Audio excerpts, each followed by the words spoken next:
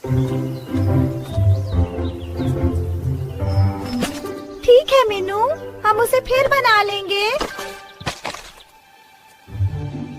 मैं तुम्हारी मदद करूँगा।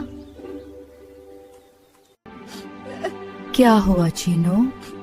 मैंने नहीं किया। हाँ, हम जानते हैं मनु।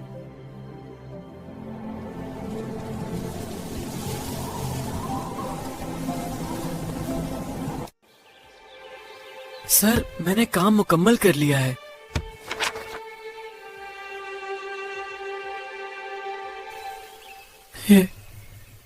ये खाली है।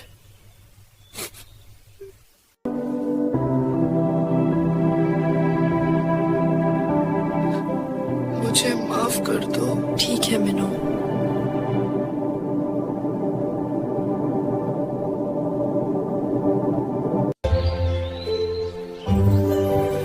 सलाम मिनो, आज हुआ कितनी खुशगवार है ना। हाँ चिनू, कमाल की लग रही है। तुम हमेशा खुश क्यों होते हो?